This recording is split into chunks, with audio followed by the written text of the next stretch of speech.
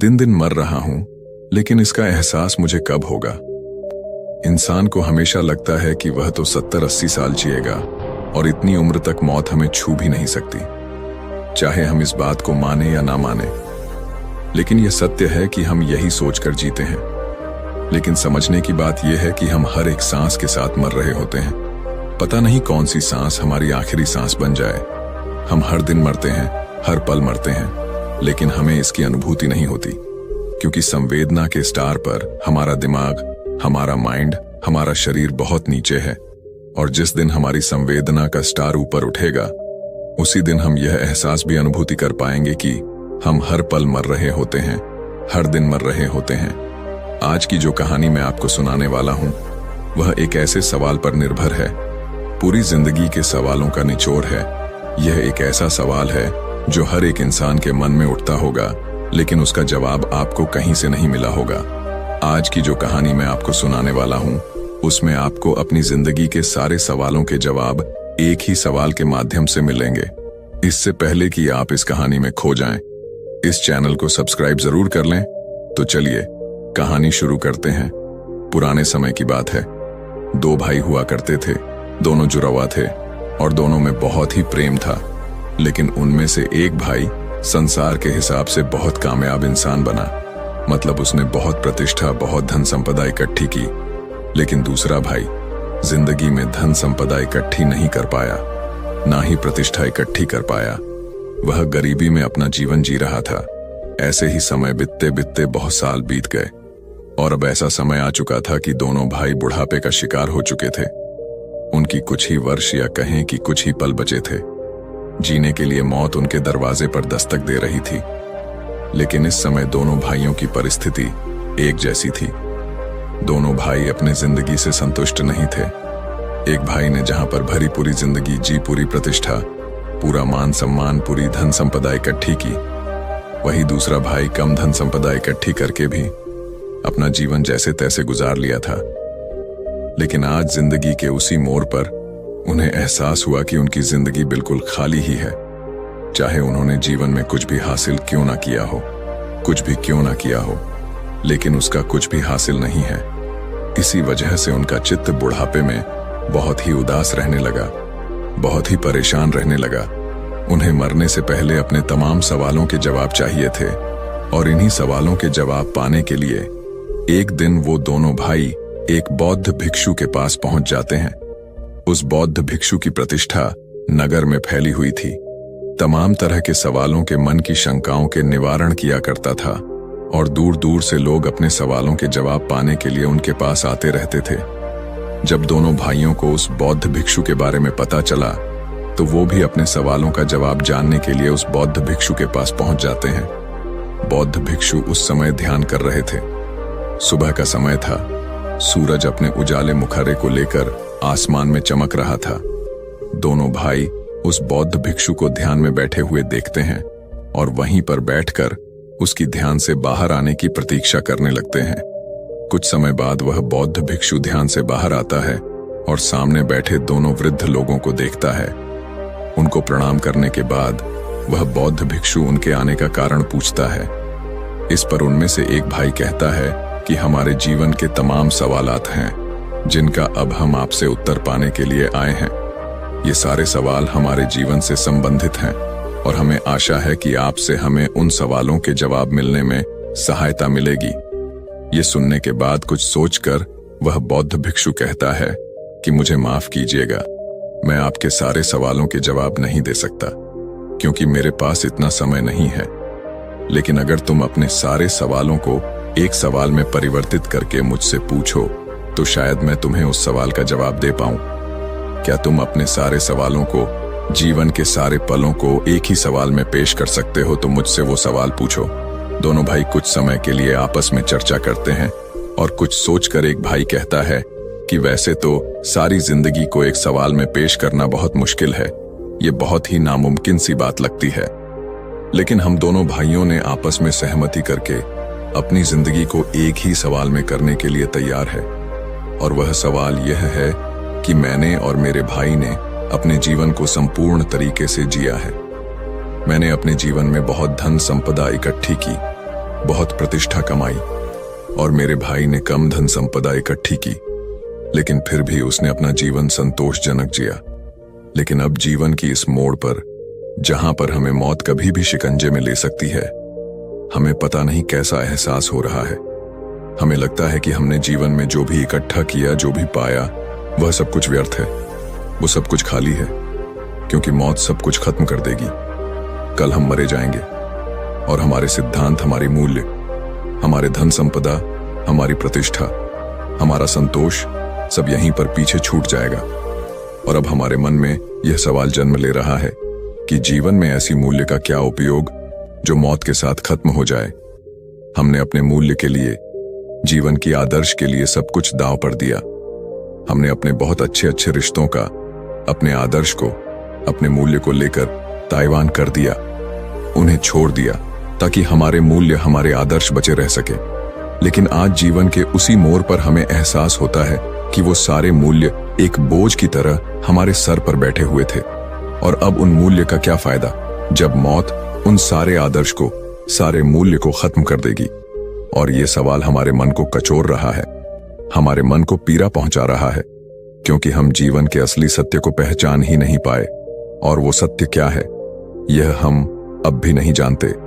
और इस सत्य को जाने बिना मरना बहुत ही कष्टदायक अनुभव दे रहा है।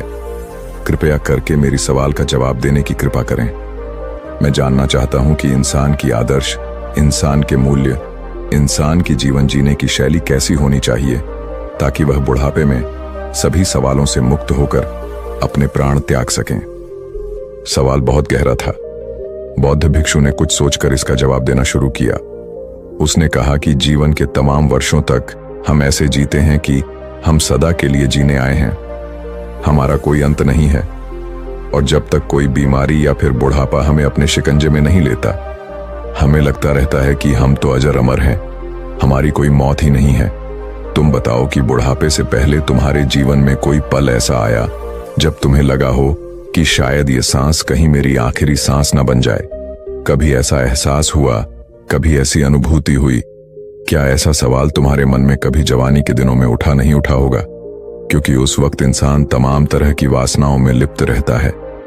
वह सोचता है कि जीवन में कुछ पाना है, धन इकट्ठा करना है, प्रतिष्ठा इकट्ठी करनी है, या फिर असंतोष, मैं अपना जीवन जीता है। और इसी प्रकार अपने मूल्य को, अपने आदर्श को अपने जीवन के लिए निर्धारित करता है। लेकिन जिस दिन कोई अनहोनी घटती है, जब मौत हमें अपने करीब नजर आती है, उसी दिन हमारे मन में यह सवाल जरूर उठता है कि जीवन की आदर्श का, जीवन के मूल्य का क्या महत्व, उसका क्या हासिल क्या हो।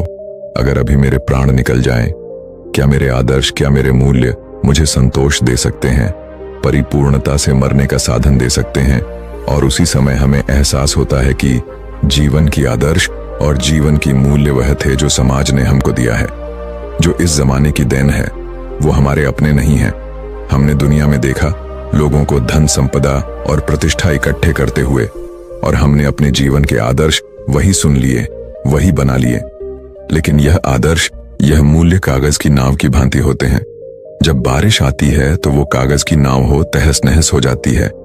लेकिन जब तक इंसान को यह एहसास होता है, तब तक बहुत देर हो चुकी होती है। तब तक उसे लगता है कि मैंने अपना पूरा समय गंवा दिया, मैंने अपना जीवन व्यर्थ के आदर्श, व्यर्थ के मूल्य इकट्ठा करने में लगा दिया, कंकर पत्थर इकट्ठी करने में लगा दिया, लेकिन मुझे कुछ भी हासिल नहीं हुआ।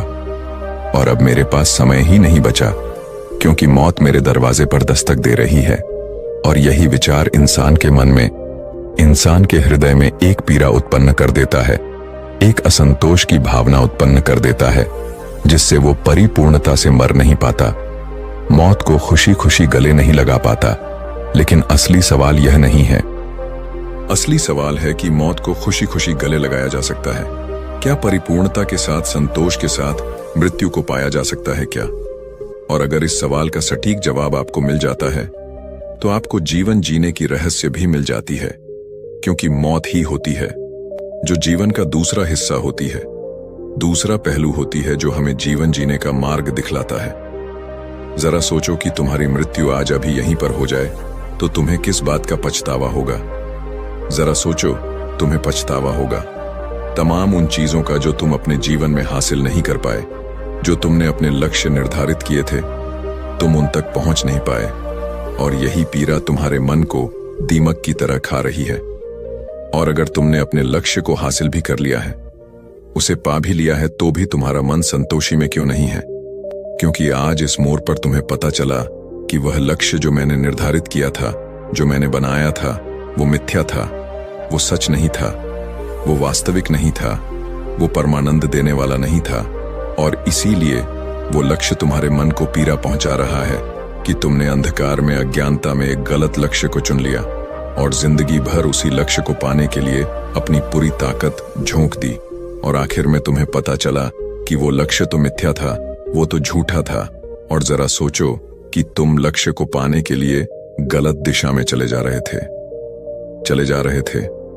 और जब तुम दूसरी दिशा में बढ़ते चले गए, तब तुम्हें दूसरे छोर पर पहुंचकर एहसास हुआ कि जीवन का लक्ष्य तो उसी पार था, दूसरी तरफ था। लेकिन तुमने उसी समय आंखें खोलकर देखा ही नहीं, और तुम दूसरी दिशा में बढ़े चले जा रहे थे इस उम्मीद में कि शायद यह रास्ता जहां पर खत्म होगा, वहां पर मेरा लक्ष्य मुझे मिल जाएगा। जिंदगी में खाना पीना तो जानवर भी खाते हैं, वो भी कमाते हैं, वो भी मेहनत करते हैं, वह भी अपना परिवार बनाते हैं, वह भी अपनी प्रतिष्ठा कायम करना चाहते हैं। लेकिन सोचने की बात यह है कि इंसान के लक्ष्य में और जानवर के लक्ष्य में क्या अंतर होता है, और अगर कोई अंतर नहीं होता तो क्या अंतर होना चाहिए? जानवर का लक्ष्य यहीं तक सीमित रहता है कि मुझे खाना मिल जाए और मैं आराम से अपनी जिंदगी जी सकूं। एक जानवर का यही लक्ष्य होता है। इसके अलावा उस जानवर को बच्चे पैदा करने में संतोष मिलता है और वो भोग और खाने के लिए अपना पूरा जीवन निकाल देता है। लेकिन आज के युग में हम देखते हैं कि इंसान भी इन्हीं चीजों का संग्रह करता है। वो चाहता है कि मैं धन संपदा इकट्ठी कर लूं, अच्छा घर बना लूं, अच्छा परिवार बसा लूं, और यही मेरा एकमात्र लक्ष्य है। इससे ज्यादा कुछ करना है तो समाज में प्रतिष्ठा भी बना लूं और मेरा जीवन परिपूर्ण हो जाएगा। कितनी समानता है! दोनों के लक्षण में एक जानवर और एक इंसान का लक्ष्य लगभग बराबर सा लगता है, लगभग एक जैसा लगता है। तो फिर हम इंसान अपने आप को इंसान होने का अहंकार देकर क्यों जीते हैं? क्यों हम अपने आप को जानवरों से सर्वोपरि समझते हैं? अरे आखिर में हम जीवन तो वही जी रहे हैं जो वो जानवर जी रहे हैं। फिर दोनों में भेद क्या? लेकिन एक चैतन्य इंसान जिसकी चेतना थोड़ी ऊपर उठ चुकी है, उसे इस बात का एहसास होता है कि जानवर और इंसान में एक चेतना का फर्क होता है। जानवर की चेतना कम होती है, उसका होश कम होता है, वहीं इंसान की चेतना ऊपर होती है। इंसान की चेतना इस प्रकार बनाई गई है कि वह चाहे तो उससे परमात्मा को भी हासिल कर सकता है। लेकिन हम उस चेतना का उपयोग कहां पर करते हैं? धन, संपदा, प्रतिष्ठा, यह छोटे छोटे लक्ष्य एक कंकर पत्थर इकट्ठी करने में उसी चेतना के स्टार को और ऊंचा उठाते हुए हम उसी परमानंद का आनंद उठा सकते थे, उस परमात्मा को जान सकते थे। लेकिन वह चेतना हमने अपने जीवन काल में नष्ट कर दी, व्यर्थ कर दी, और यही पीड़ा हमारे मन को कचोटती रहती है। वही चेतना हमें यह एहसास करवाती रहती है कि तुम्हारे सारे लक्ष्य कंकर पत्थर की भांति थे, और इसी वजह से आदमी कभी परिपूर्णता के साथ नहीं मरता। समाज के सारे आदर्श, सारे मूल्य तुम्हारे ऊपर एक बोझ की तरह बने रहते हैं। तो उनका पालन तो करते हो, लेकिन अधूरे चित्त से तुम्हारा चित्त उसमें पूरा शामिल नहीं होता, क्योंकि वो तुम्हारी खोज नहीं है, वो समाज के द्वारा तुम पर डाला गया है। लेकिन जिस दिन तुम आदर्श का, उन मूल्य का अच्छे तरीके से निरीक्षण कर लोगे, अच्छे तरीके से पहचान लोगे, उसी दिन वह आदर्श, वह मूल्य एक बोझ नहीं बनेंगे। वो तुम्हारे लिए जीवन जीने की एक दिशा प्रदान करेंगे। जीवन में इंसान का एकमात्र लक्ष्य होना चाहिए कि अपने चेतना के स्टार को ऊपर कैसे उठाएं, ताकि जीवन के हर पल को, हर क्षण को, सुख दुख को हम पूरे चैतन्य भाव से जी सके और यह देख सकें कि दोनों एक ही सिक्के के पहलू हैं। सुख और दुख दोनों में मेरी अवस्था एक समान है। मैं परम चैतन्य हूं, चैतन्य के अलावा कुछ भी नहीं। मैं हर पल का, हर क्षण का साक्षी मात्रा हूं, मैं उसमें शामिल नहीं हूं। और जब यह भाव आदमी पैदा कर लेता है तो सारे व्यर्थ के लक्ष्य, उनके पीछे भागने के दौर को खत्म कर देता है और जीवन का एकमात्र लक्ष्य बचता है, और वो होता है चैतन्य आत्मा, चैतन्य रूप, चैतन्य मन, चैतन्य दिमाग, चैतन्य शरीर, चैतन्य इंद्रियां। जीवन में क्या हासिल करोगे, क्या पाओगे? सब कुछ खत्म हो जाएगा, मिट्टी बन जाएगा। और जब मिट्टी बनेगा तब तुम देखकर पश्चाताप करोगे कि मैंने तो अपने जीवन को ऐसे ही मूल्यवान समझ लिया था। अरे क्या मूल्यवान था इसमें?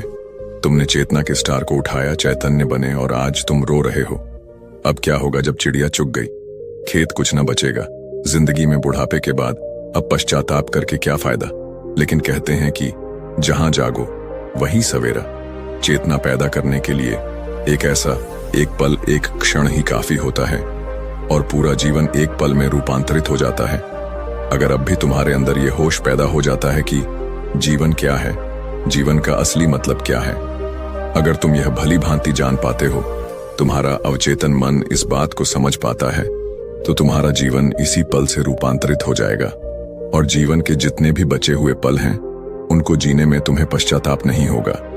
पूरे चैतन्य होकर जियोगे, पूरे होश में जियोगे। जरा सोचो, अगर हम ऐसे जीवन जिए कि हर दिन मेरा आखिरी दिन बन जाए, मुझे लगे हर सुबह मेरा एक नया जन्म हो, हर दिन एक नई शुरुआत हो, एक नए चैतन्य का जन्म हो, एक नया इंसान पैदा हो। सोचो, अगर ऐसी जिंदगी, ऐसी सोच हम पैदा कर लें, तो जीवन कितना रूपांतरित हो सकता है। हर दिन हमारे लिए अनोखा बन सकता है। हर दिन हमारे लिए चैतन्य के स्टार को ऊपर उठाने की एक सीढ़ी बन सकता है। लेकिन हम करते क्या हैं? कंकड़ पत्थर, ऐसे लक्ष्य जो किसी काम के नहीं है, वो धन संपदा, वो प्रतिष्ठा जो मिट्टी में मिल जाएगी।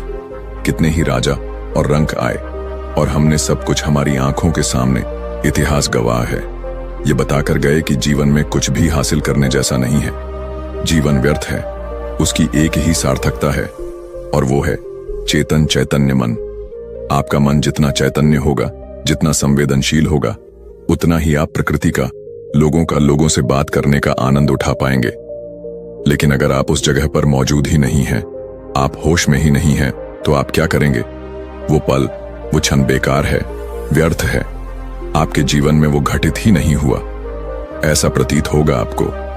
और जब आप प्रकृति में उपस्थित नहीं रहते, तो आप दोष देते हैं कि मैंने तो लक्ष्य और आदर्श इतने अच्छे बनाए थे, लेकिन जीवन में कुछ हासिल ही नहीं हुआ। लक्ष्य निर्धारित करना चैतन्य नहीं है, वो चेतना नहीं है।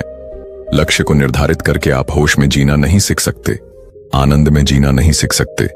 जरा सोचो, यही सत्य है, यही तो परम सत्य है जीवन का।